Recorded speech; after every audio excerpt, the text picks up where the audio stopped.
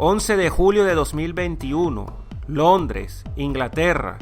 Italia se coronó campeona de Europa luego de vencer en lanzamientos desde el punto penal a Inglaterra, logrando así su segundo título continental, luego de haber obtenido el torneo en el año de 1964. En 3 años, los italianos habían pasado de la desoladora eliminación ante Suecia en San Siro a ser campeones del viejo continente. Todo era alegría en el país de la bota. Sin embargo, Italia enfrentó una triple jornada en la eliminatoria, donde en el primer partido empató 1-1 como local en Florencia ante Bulgaria, el penúltimo clasificado del grupo. En el segundo partido jugaron ante Suiza en la tierra de Roger Federer, Basilea, en un partido que quedó empatado a 0. No obstante, el detalle aquí fue que al minuto 53 Jorginho falló un penal que quizá hubiera valido para que Italia se trajera los 3 puntos. En el tercer partido del mes, Italia hizo los deberes y goleó 5-0 a Lituania. Italia enfrentaba a Suiza con la opción de que si ganaba le daba la posibilidad de solo empatar el último partido para ir a Qatar. El partido se le complicó en Roma. Whitma hizo el gol inicial para el país helvético. Di Lorenzo igualó las acciones para los italianos. Al 89, Italia tuvo un penal a favor, el cual volvió a cobrar Jorginho y, tal como ocurrió en Basilea, lo erró, y de esa forma el cotejo quedó igualado a un gol. De esta forma, Italia llegó a la última jornada empatado a puntos con Suiza, pero Italia era líder por tener una diferencia de más 11 contra el más 9 de Suiza. La Nerazzurra debía jugar en Belfast ante Irlanda del Norte, mientras que Suiza enfrentaba en casa a Bulgaria.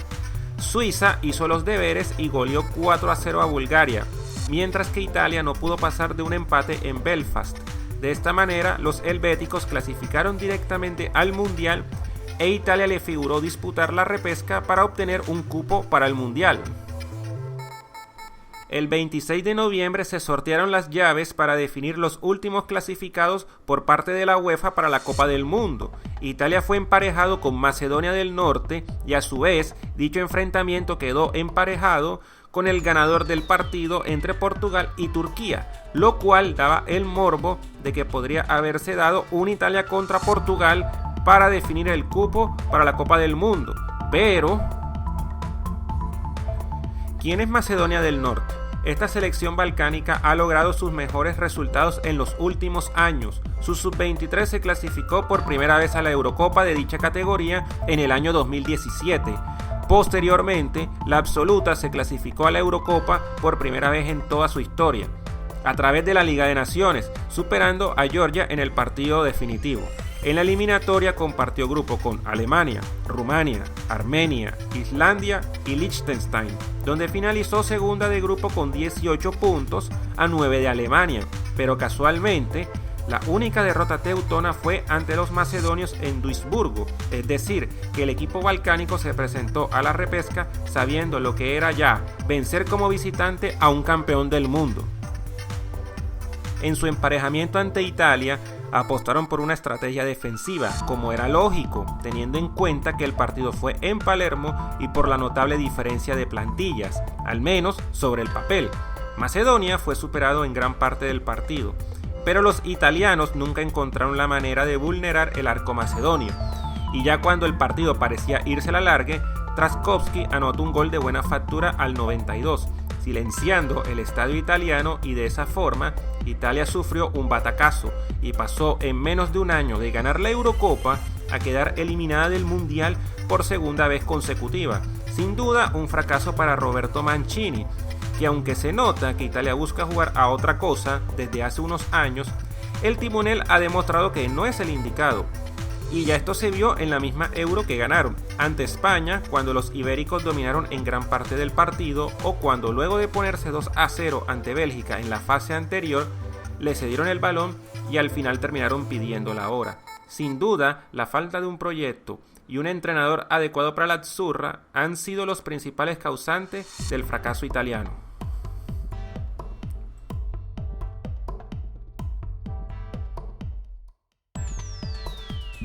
La Asociación de Fútbol Canadiense ha venido trabajando en mejorar el nivel competitivo del país a lo largo de los años. Todo empezó en el 2007, cuando el Toronto Football Club ingresó a la MLS, siendo el primer club canadiense en competir en dicha liga. Años después ingresaron el Vancouver Whitecaps y el Club de Fútbol de Montreal. A día de hoy hay 10 futbolistas de la selección que juegan en la MLS. En Canadá se ha apostado por reclutar futbolistas cuyo origen ha sido en otras naciones diferentes a la propia, pero que por algún motivo decidieron emigrar al país de la hoja.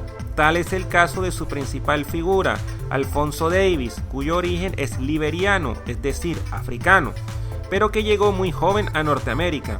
Se formó en Canadá, jugó en el Vancouver Whitecaps y hoy es figura del gigante alemán, el Bayern Múnich. Junto a Davies hay otros jugadores que cuentan con la doble nacionalidad.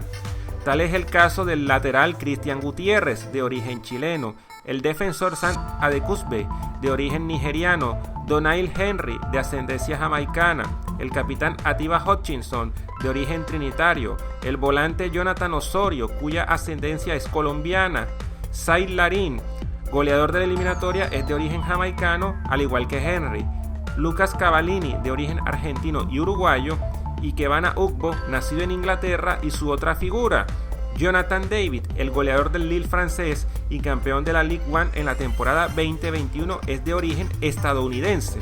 Es decir, hay por lo menos 10 jugadores de la selección de Canadá cuyas raíces son de países extranjeros. El 8 de enero de 2018 es nombrado como entrenador de la absoluta el británico John Herdman, que venía de ser el director técnico de la selección femenina de fútbol canadiense y cuyos resultados más destacables fueron la obtención de la medalla de bronce en 2 oportunidades en los Juegos Olímpicos, Londres 2012 y Río 2016. En 2019 afrontaron la Copa Oro, donde fueron sorprendidos por Haití al caer en cuartos de final contra el país caribeño luego de estar 2-0 arriba en el marcador, para configurar un resultado final de 3-2. Luego de este revés, para 2021 afrontaron la eliminatoria, donde en la primera fase fueron líderes de grupo, ganando 4 partidos de 4, haciendo 27 goles y solo encajando 1, aunque cabe destacar que fueron ante selecciones débiles de la zona, como Surinam, Bermudas, Aruba e Islas Caimán. La primera prueba llegó en la segunda ronda, donde debían afrontar una llave de 180 minutos ante otro rival, y quien ganara la llave clasificaría al octagonal final, y por esas cosas que tiene el fútbol, les tocó enfrentar al mismo rival que los eliminó de Copa Oro 2 años atrás, Haití. Sin embargo, en esta ocasión la historia fue completamente diferente. Canadá destruyó a Haití con un global de 4-0, ganando 0-1 en Puerto Príncipe y goleando 3-0 en territorio estadounidense. De esa forma, los norteamericanos obtuvieron su pase al octagonal final. En la Copa Oro 2021 llegaron a semifinales, cayendo ante México con un gol agónico de Héctor Herrera, lo que hizo que el partido finalizara 2-1 a favor del elenco mexicano, pero se notó la mejoría del onceno canadiense en dicho torneo. En la eliminatoria, a pesar de iniciar con un empate en Toronto ante el equipo más débil del octagonal, Honduras, Canadá fue demostrando solidez a lo largo del torneo. Obtuvo empates valiosos ante Estados Unidos en Nashville y ante México en el Azteca. Fueron muy fuertes en casa, ya que a excepción del empate inicial, el resto de partidos en territorio canadiense fueron victorias para ellos, incluidos Estados Unidos y México, que cayeron allá, recordando que estos dos son los más grandes de la zona de CONCACAF. A falta de una fecha, Canadá era el equipo más goleador con 23 goles y el que menos había encajado, con 6. Cerró la eliminatoria sin perder en Norteamérica, incluyendo los empates como visitante ante Estados Unidos y México. Con el 4-0 de la penúltima fecha ante Jamaica en Toronto, Canadá regresará al Mundial después de haber participado en México 86, y de esta forma el proyecto dio frutos para un país cuyo deporte nacional no es el fútbol.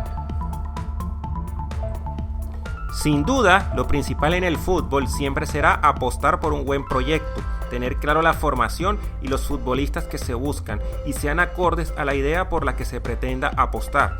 Lo mismo aplica con el entrenador, quien debe ser alguien que entienda lo que se busca hacer y plasmarlo en el terreno.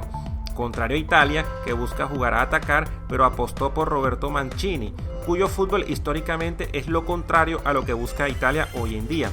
A veces un éxito, como lo fue la Eurocopa, tapa muchos problemas futbolísticos, porque es muy difícil criticar a alguien en la victoria.